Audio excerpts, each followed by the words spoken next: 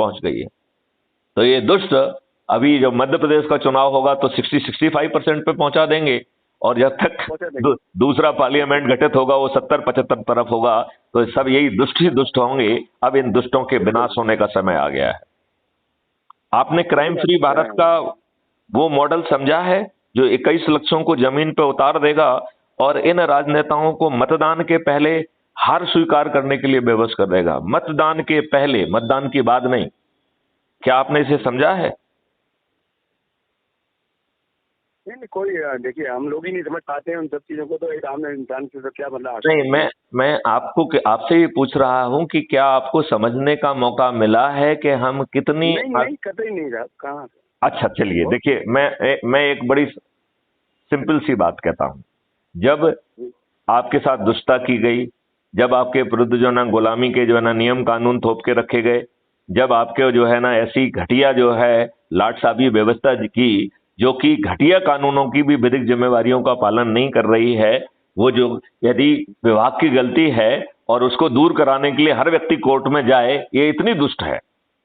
मतलब दुष्टता जो है ना विभाग की है, तो उस विभाग वाले को पनिशमेंट मिलना चाहिए कि आप कहेंगे कि आपको रिलीफ लेना है तो हर कोई कोर्ट में जाए और 10-10 साल 5-5 साल पैसा भी खर्च करे और अपना समय बर्बाद करे। ये शुद्ध दुष्टता है कि नहीं है? ये हठधर्मता है कि नहीं है? और वो कहती है कि साहब एक जाएगा तो उसको रिलीफ दे देंगे, दूसरा जाएगा तो दूसरा रिलीफ देंगे। यदि एक न्यायदर्शी रिलीफ मिल गया है तो बाकी सबको अपने आप रिलीफ देना चाहिए, और जिसने गलत निर्णय लिया है उसको दंड मिलना चाहिए। तो ये व्यवस्था तो दुष्ट व्यवस्था है, वो तो नहीं करेगी ऐसा।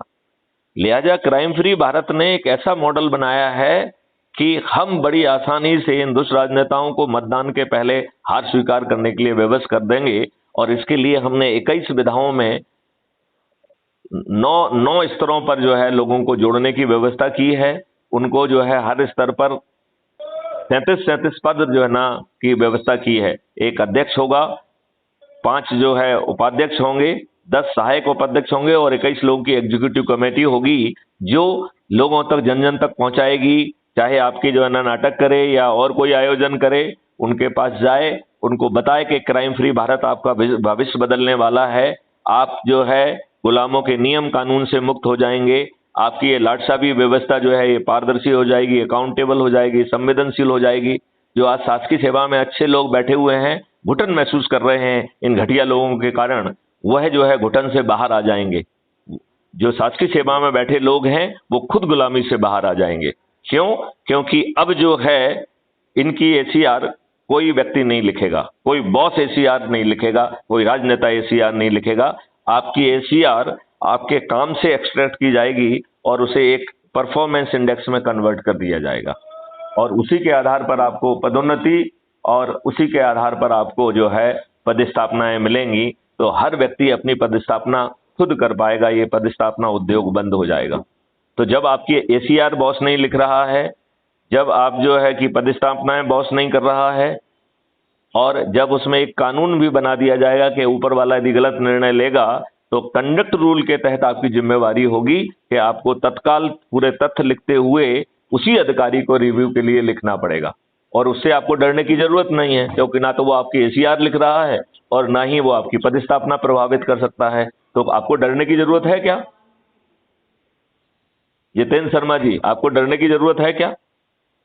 बिल्कुल कतई नहीं है। और उसमें जब आप कंडक्ट रूल की जिम्मेवारी होगी कि यदि ऊपर वाला गलत निर्णय ले रहा है तो तथ्यों के साथ आप रिव्यू के लिए पुटअप करेंगे, और इसके बावजूद भी यदि वरिष्ठ अधिकारी अपने निर्णय पर अडिग रहता है तो आप जो है वरिष्ठ अधिकारी का निर्णय मान्य करेंगे, लेकिन ये पूरे तथ्य जो है एक कमीशन के पास चले जाएंगे और वो कमीशन उस पर रिएक्ट नहीं करेगा। उसको मार्गदर्शन होगा कि जब ये संख्या 100 में पहुंच जाएगी तब उस अधिकारी को तलब किया जाए और उसको अपने निर्णयों को लिए जो है ना जस्टिफाई करने के लिए कहा जाए।